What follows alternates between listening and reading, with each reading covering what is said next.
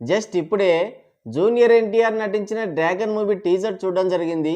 ఎలా ఉంది అనేది సింగిల్ వర్డ్లో చెప్పాలంటే ఊచకోత అరాచకం అనేవి చిన్న పదాలేమో అనిపిస్తుంది.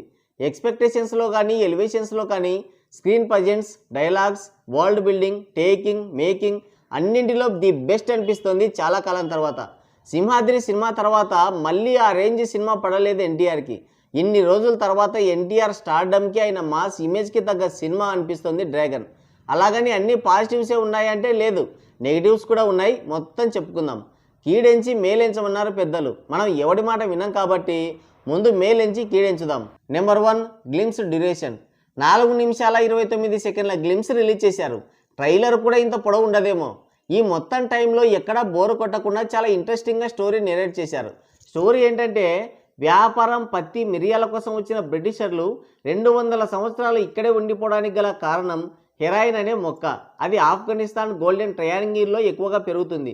1947లో బ్రిటిషర్లు దేశం విడిచి వెళ్ళిన తర్వాత ఆ హెరాయిన్ వ్యాపారం Afghan trading company, golden trading company అని రెండుగా చీలింది. ఎంతోమంది విలన్స్ పుట్టుకొచ్చారు. అందులో ఒక డెవిల్ మన ఎన్టీఆర్. విలన్స్ ఎక్కువైనప్పుడు మరి హీరో దిగాలి కదా, వాడే అసలైన డ్రాగన్. ఇది ఓవరాల్ స్టోరీ. స్టోరీ మొత్తాన్ని చాలా నీట్గా ప్రజెంట్ చేశారు. స్టోరీ మొత్తం చెప్పేస్తే ఇంకేముంది నా బొంద చూడడానికి అని మీరు అనుకోవచ్చు.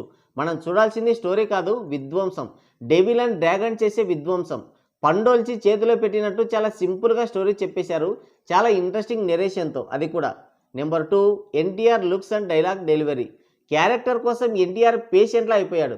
ఆ డెడికేషన్ని మనం మెచ్చుకోవాల్సింది పోయి ట్రోల్ చేశారు. బట్ ఇప్పుడు నోరెళ్ళ పెట్టాల్సి వస్తుంది. బ్రూస్లీ, టోనీ టైప్లో సన్నగా, నున్నగా, కరెంటు వైర్లా ఉండి చాలా డేంజర్గా కనిపిస్తున్నాడు. పర్ఫెక్ట్ లుక్ ఇది. డైలాగ్స్ కూడా నెక్స్ట్ లెవెల్లో ఉన్నాయి. నిద్రపోయినప్పుడు నా కల్లోకి నేను చంపిన వాళ్ళ ముఖాలు రావు, మిగిలిన శత్రువుల ముఖాలే కనబడతాయి. పొర్రపాటున నా కల్లోకి రావద్దు. ఈ డైలాగ్ మాత్రం అద్దిరిపోయింది. Number 3, elevations. మామూలు ఎలివేషన్లు పడలేదు. ఆ వరల్డ్ బిల్డింగ్ ఎంత అందంగా ఉందో హీరో ఎలివేషన్ అంత డేంజర్గా ఉంది. ప్రశాంత్ నీలంగులం మరోసారి ఎలివేషన్గా బాప్ అనిపించుకున్నాడు. కెమెరాని కూడా పర్ఫెక్ట్ యాంగిల్లో పెట్టాడు. నిజంగా ఎన్టీఆర్కి మాత్రం హై లెవెల్ ఎలివేషన్స్ ఇచ్చాడు. ఆ లాస్ట్లో ఇలా చేయి చూపిస్తూ నిలబడ్డ షాట్ అయితే మొత్తం గ్లిమ్స్కే హైలైట్. ఇక సినిమాటోగ్రఫీ, బీజిఎం, విజువల్స్ అన్నీ బాగున్నాయి. కలర్ గ్రేడింగ్ కూడా చాలా బాగుంది. గూస్ బంప్స్ తెప్పించే మూమెంట్స్ అయితే చాలానే ఉన్నాయి. ఇక నెగిటివ్స్ ఏంటంటే కొన్ని చోట్ల కేజీఎఫ్ సలార్ ఛాయలు కనిపించాయి. కేజీఎఫ్ సినిమాలో మాదిరిగానే ఎలివేషన్లు ఇచ్చారు. రుక్మిణి వసంత్తో స్టోరీ చెప్పించి ఎలివేషన్లు ఇచ్చారు. సలార్ కేజీఎఫ్ కలిపి కొట్టాడా అనే డౌట్ వస్తుంది.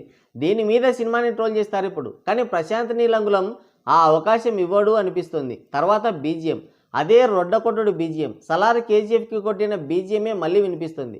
ఇది కూడా ఒక minus. Last and final biggest minus ఏంటంటే ఎన్టీఆర్ వాయిస్. వార్ 2లో కింగ్డమ్లో వినిపించిన వాయిసే మళ్ళీ వినిపించింది. ఇప్పట్లో ఈ వాయిస్ మార్చేలా కనిపించడం లేదు ఎన్టీఆర్. మొన్నటి వరకు బాగానే ఉండే, మరెందుకో ఇలా తయారయ్యాడు.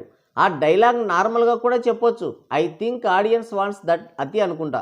దాన్నే ఫాలో అయినట్టున్నాడు ఎన్టీఆర్. అయితే ప్రశాంత్ నీలంగులం టేకింగ్ అండ్ మేకింగ్, ఎన్టీఆర్ యాక్టింగ్తో ఇలాంటివన్నీ కొట్టుకుపోతాయి. ఏం పర్లేదు. సో ఓవరాల్గా ట్రైలర్ మాత్రం అద్దిరిపోయిందనే చెప్పాలి. మరి మీకేమనిపిస్తుంది కింద కామెంట్ చేయండి. సో గైస్, ఇది వీడియో.